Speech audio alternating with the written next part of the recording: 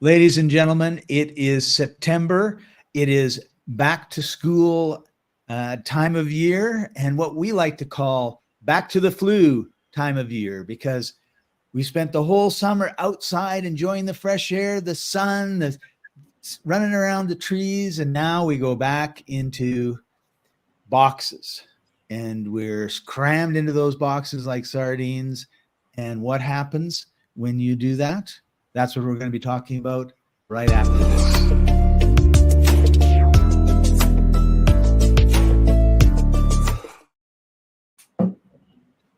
Welcome, everybody. This is the Life Enthusiast online radio and TV network. I'm your host, Scott Paton. Joining us, as usual, Martin Pytela, life coach, health coach, any type of coach. How you doing, Martin? It's a good thing. I'd like to put a real strong image on this. The younger the child, the more this applies. So especially the daycare and kindergarten, when they get together, well, children especially, they explore everything with their mouth. And so they drool on everything, touch everything, lick everything, whatever. So it's on their hands, on their stuff, on their pens, whatever. And then they touch everything and then touch each other. So the younger the child, the more intense this oral exploration is, and they exchange everything with one another. So we have been in isolation for about 3 months where these kids were not interacting so much. So now they are. And so they're exchanging all of their internal representations. We call it the exosome. Some people call it the virus, but it's one and the same thing. It's what comes from within, goes out, and now gets explored by everyone else. And so the child is exchanging with everyone in his environment, and then he goes home and exchanges with everyone in his family, and then his family goes to work and exchanges with everyone out in the work. You get the picture.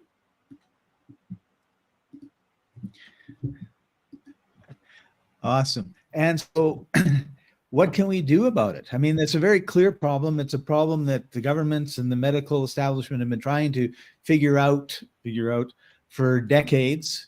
And, people just, you end up getting sick because it's also the parents, right? I mean, they've spent a lot of time outside, and now they're spending more time indoors in their own homes, right? Watching TV, not as active.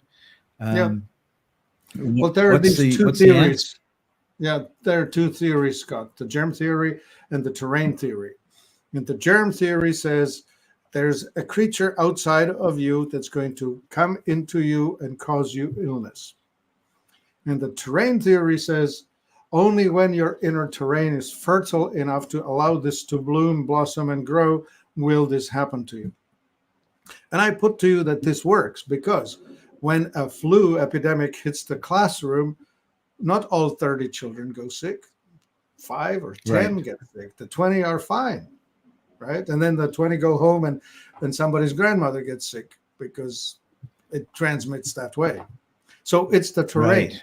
And the terrain itself is, well, we came upon the terms called comorbidities, right? When the corona came through, corona is really just a flu, really. It's just that this one was loaded heavily 4 years ago. What you have is comorbidities, and they are things, mainly metabolic problems. When you're not converting food into energy efficiently, you're going to end up with things like diabetes, blood pressure problem, immune system issues, arthritis, stiffness. We talk about all of these different illnesses. Tiredness is an awesome indicator. When you don't have a lot of energy, that means you don't have much energy to spare, which means that when something hits you, you have hardly anything available to fight it. Right. That's a really good point, because we don't often think about when you are under attack by something and your antibodies need to get going. But if you're tired, they're tired too. And you're not going to put up as good a fight as you would if you were rested and at full speed, right? Right. So these are the tools we have, right? pH balance, oxygen, reactive oxygen species, herbals. I mean, we can certainly pile stuff on. But I tell you this, it's hard for me to fix with a pill what you have screwed up with a fork. Right. So we're getting back into what you eat and what you drink is not helping. Yeah. So if you have comorbidities, they're yours. You have built them, you have created them. You need to think again about reversing yourself through the process. De-age yourself.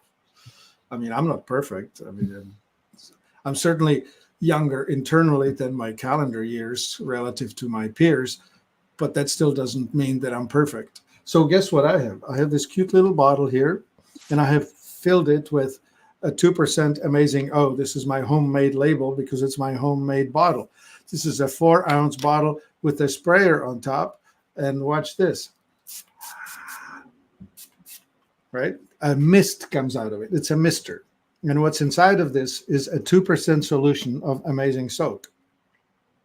A teaspoon of the concentrate, the rest is water. I use filtered water, but any water will do. And whatever you spray this on, the ORP, oxidation reduction potential, goes up into oxidation, extreme oxidation. So when you spray it on your hand, you have eliminated all living critters on that surface. So if you spray it in your throat and inhaled it heavily, deeply into your lungs, you have taken care of whatever is there. They don't survive 650 millivolt of ORP. I do. You do.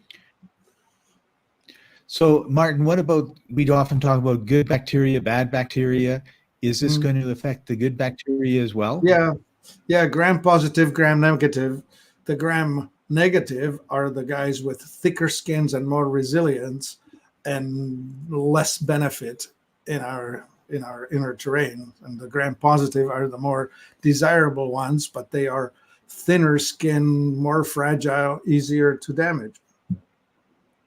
This stuff, this oxygen, goes mainly after the gram negative. So you will benefit greatly.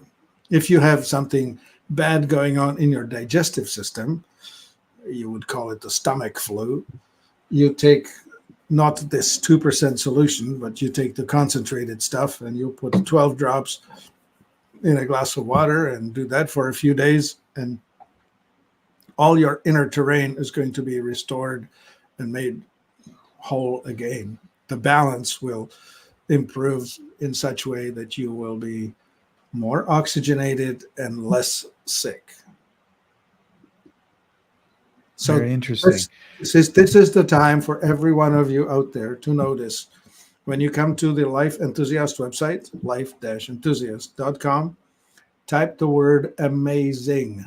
Same word that you would say amazing grace. This is amazing soak and amazing O. And when you find that, make sure you buy some and have it at home, because when the situation arises and you need it, you need it now. You don't need it 3 days later. You have to have it on hand. We sell it in 2 ounce, 8 ounce, 16 ounce, half gallon, gallon. If you're seriously ill and you need help with oxygen, you need the larger quantities. But even the small bottle will do you for this event. Just 4 days ago, I came home and I thought, I'm not feeling right. And I had this feeling, just down in here, one of those adenoids was, you know that sensation. It's sort of a prickly, something is poking you in there. You know that it's some kind of a problem. Well, I did just what I demonstrated. I sprayed it in my throat, did that 3 times, and woke up perfectly whole as if nothing were going on. And I do this every time I come back from a sketchy encounter. Like back when we had the corona raging and everybody was worried about staying 6 feet apart, I couldn't care less. I came home from any encounter, I spray, and I know that I have disinfected the whole darn thing. People who have worn masks would spray their masks, both the inside and the outside, with this. and that takes care of both making the mask less onerous and also letting you inhale through it this stuff that kills all the unfriendlies. Martin, let's talk a little bit about the power of oxygen. Okay, so in other words, like, why is upping the oxygen so important for our health? And I would say, like, right off the top, one thing that they've measured in the atmosphere is the fact that the oxygen levels today are fairly significantly lower than they were like 300 years ago. I don't know how they measure it, but I yeah. didn't know that. I mean, in general, I Yeah. understand that the oxygen represents somewhere around 20 or 21% of the total, the rest being nitrogen. Yeah, it Carbon used to be dioxide, the 23. horrible thing, is only 0.4% at the moment. Right. So yes, but let's talk a little bit about how important having the Right. right amount of oxygen is and why we may not have that. Right. Well, so of course you're breathing, and what you're breathing in is this air that's 20% oxygen, and your red blood cell presents itself in your lungs into the alveoli where the air is coming into contact with the blood. And right there, the potentials are such that the carbon dioxide is released and oxygen is attached to the red blood cell. And you can see it, the blood that is oxygenated is much lighter color than the blood that is not, right? And you can see that the arterial blood, if you ever cut an artery and it starts squirting, it's a very, very bright colored blood, whereas our venous blood is darker. Anyway, so oxygen onto the red blood cell through the system reaches all the end points, and that's where the oxygen gets handed off to the extracellular fluids, which then gets transferred to the cells. And inside of a cell, you have mitochondria, which is a tiny little furnace which converts food into energy in presence of oxygen. So it's sort of like burning wood, right? Wood is stored energy in the form of carbon. You light it on fire in the air and it starts burning. And if you have bellows or just yourself blow on this, you bring the oxygen supply up, it burns brighter. And that's what's going on inside your cell. If you have more oxygen, you convert food to energy more efficiently. I'm talking too loud. Caused myself a bit of a tickle in my throat. So, oxygen, right? Without oxygen, then you have deficiency of the effectiveness in which you convert food, starchy or fatty items, into energy. Therefore, you'll be choking. It's sort of like a car with a air filter that's plugged. So no matter how hard you step on the gas, if you're not getting enough air, you're going to be just sputtering. That's about it, really, Scott. Are you in? So if we're not having if we're not getting the oxygens into the cells in the amounts that they're required, the cells are going to be tired, and you're going to be overloading your toxins. Yeah, suboptimal. Of course, now you hit another point, which is the oxygen carrying capacity of the body fluids. pH balance or pH of the fluid affects its oxygen carrying capacity. It's optimal at 7.35 on the pH scale. When the number gets lower, that's more acidity, you start losing the oxygen binding and carrying capacity. The extreme expression of that is called acid rain. When that fell on lakes, it made the lakes so acid that no oxygen would stay and fish died. You had dead lakes, acid rain. Well, so this can happen inside of us. If we over acidify, we start losing our oxygen carrying capacity. So manage your pH wisely. We talked about that in other times. Right. Yeah. Right. The balance between fats and so carbohydrates. Right. So mom has got sick kids coming home from school. Yep. And you had mentioned, you can't fix with a pill what you cause with a fork. So Yep. let's talk a little bit about what mom should be feeding little Jimmy and little Susie compared to what she probably is based on what you see when you walk around a grocery store, which is pop, cookies, ice cream, Yeah. chips. All of the hyper or ultra processed food items are detrimental. They're the 5 items of death, which is refined flour, refined salt, refined sugar, refined cooking oil, and pasteurized homogenized dairy. Those are definitely problem foods. Now, the better ones would be something like an organic apple, a salad, a stew, a stir fry, any one of those kind of things that you cook from scratch, that you know what the ingredients are from, and they should definitely come from biodynamically managed fields. There's this thing called regenerative agriculture. Look for that. Look for organic and regenerative, and buy as much of it as you can, because those contain the real food, not the ultra processed, thinned out, calorie rich, nutrient poor stuff. The second thing you need to remember is that there's this metabolic type. If your kid gets acidified by carbohydrates, you need to give them more fats. If your kid is more acidified by fats, you need to give them more carbohydrates, typically in the form of a fruit salad or, I don't know, vegetable salad, stuff like that. Okay, so let's stop there for a second, Martin. If I give my grandkids who are between 4 and 14 stuff that makes them acidic, what sort of behavior would I expect to see?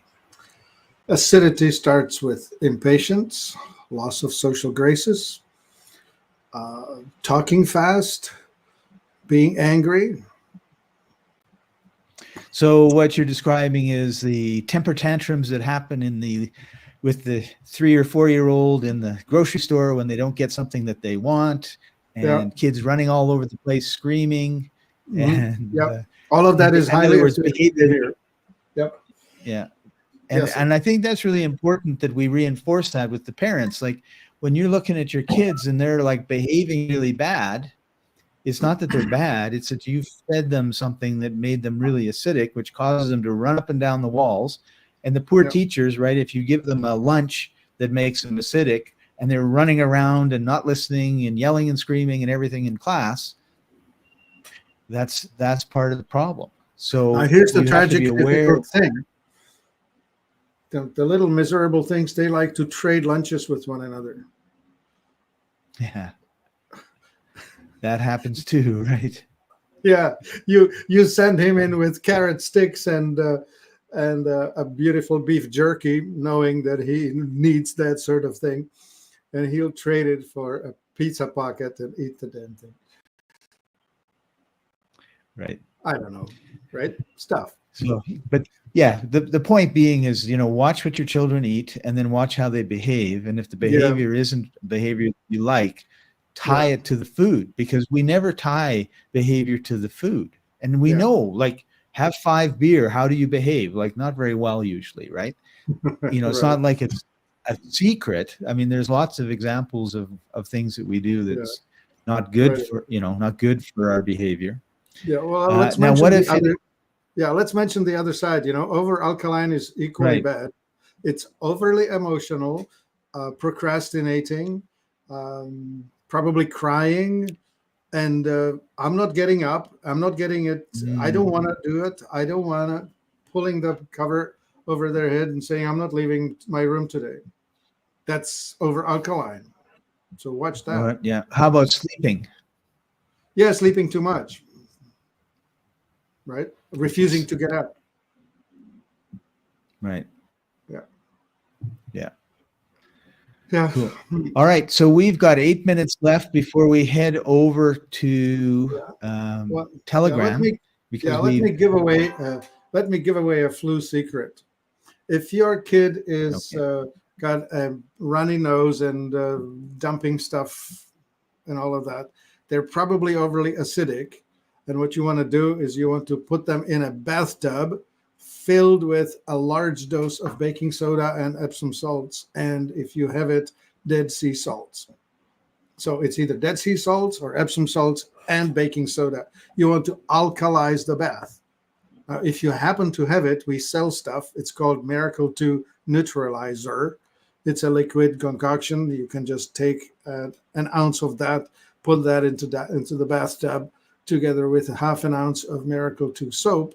It's going to make an awesome bubble bath. You soak the kids in it for 20 minutes, and they will come out of it feeling a lot better. That's a great tip, Martin. Thanks for sharing. It's really important that people look at doing these sort of things with their children. And particularly like when they're really small, they always have baths. Like I know my grandsons, they're always in the bathtub. They're too young to be in the shower. So just dump a little bit of that in, let them play, and away you go. So we're going to be moving over to Telegram in a few minutes. We're going to put the link up for Telegram right now, and which is basically www.t.me/life&co, where we're uncensored, where we can talk to you about, answer your questions, whatever it happens to be, and we don't have to worry about being banned on Facebook or YouTube or LinkedIn or wherever we are, or wherever you're watching us right now.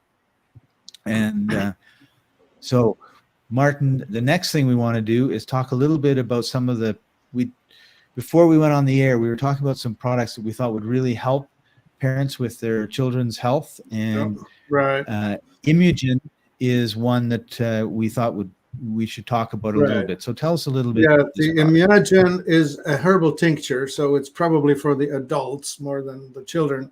It's alcohol-based, so it's probably going to be too awful for the child's palate, but the adults should have it. Like, this is the thing that you want to take with you when you go on an airplane ride, or this is the thing you want to have when you go in front of the group of children, or well, actually everybody, right? This is the time when you need this, when you want this, because you take this, it strengthens your immune system, it stimulates it, it kicks it up, and you feel better. Or a story. This gal I know, she was flying to Singapore from Los Angeles, a 12-hour flight. And she said, I catch every cold all the time. I'm sick all the time. And I said, well, take this. She took it before the flight, during the flight 3 times, and after the flight, nothing. And she said, I was surrounded by people hacking, coughing, sneezing, doing all kinds of stuff for 12 hours. Arrived intact, unaffected. It's that sort of thing. That's a great story. So that's Immunogen. All right. And I think we only have 2 this week, which is, the second one is Oregano Resp. Resp for respiration, Orega for oregano, or I guess that's the way you pronounce it. This is from North American Herb and Spice. They're famous for getting their oregano from Turkey, from the mountains on the high altitude Mediterranean type of, or Black Sea perhaps, climate. And this stuff is very potent. And so you can control your respiratory channels with that. It's awesome. It helps to, all of the oregano products, and we have many, help you with the immunity and help to control microbial growth. Like, you can use it in your mouth to control periodontal stuff. You can inhale it and swallow it. It just is antibacterial, antiviral in a potent way. So how would you take it? Is it something that you would put under your tongue, put it in a glass of water? We have it in drops and we have it in capsules. Both styles are available. Drops for people who can handle the intense flavor. It works instantly. Capsules for people who are wussy and need to swallow it. It's going to work still, but it's going to take an hour to kick in. I think oregano is one of the big secrets of health. Like I just Yeah. find I get a extract of oregano or oregano oil or whatever, and whatever I have going on, I use it. Like if I have a little sore or whatever, or a bit of a cold, I'll put it on my throat, and I just like, holy smokes, like this stuff is really, really good. I just wish it didn't taste so bad. Like it is Yeah, the taste really, is really hard to swallow. So yeah. what I'll do is taste I'll put it under my tongue, and then I'll drink down water as fast as I can, and then I still like for half an hour. It's like, oh, Yeah, but yeah, it works. Like it's just amazing. yep. It's just It's amazing. an awesome thing for sure. All So right, we have so these three with things, that- right? The amazing oregano and immunogen. That's all you need. You don't need to overdo it. And of course, manage your pH, really, right? That's the Right. ticket. If you're We have one comment from Stan, and I Hey, spent the day Stan. with Stan today. Oh, that's Hi awesome. Stan. We went to see giraffes and crocodiles and ostriches and Pumbaa, the warthog. We saw him, and I think we saw one other thing. I forget, but turtles, amazing! All right. And I got to actually pick up a turtle. So thank you very much about the great tip to control acidity in kids. Yeah, that's really important. So we're heading over to good old, where is it? Telegram. Telegram, T.me. right there, /Life and Co. Join us there. Ask whatever questions you want. You get us uncensored for half an hour to an hour. Actually, depends on when you stop asking questions. Yeah, and bring your friends. Tell everybody that Telegram is so much better than any other social medium because it is free. It is free of censorship. That makes free it of a big censorship. Unfortunately, one of the founders is not free right now. He's in a French jail because he won't give them information that they want. So that's part of the he will not we have today. unlock. Yeah, he will not unlock the communication. He says it's privileged communication. People come to me knowing that they are protected, and I'm not giving it to you. If you want to chase criminals, chase them the old-fashioned way. That's right. Yeah. Anyway. All right. So thank you for joining us, everybody. This has been the Life Enthusiast online radio and TV network, restoring vitality to you and the planet. And we'll see you over at Telegram right after this.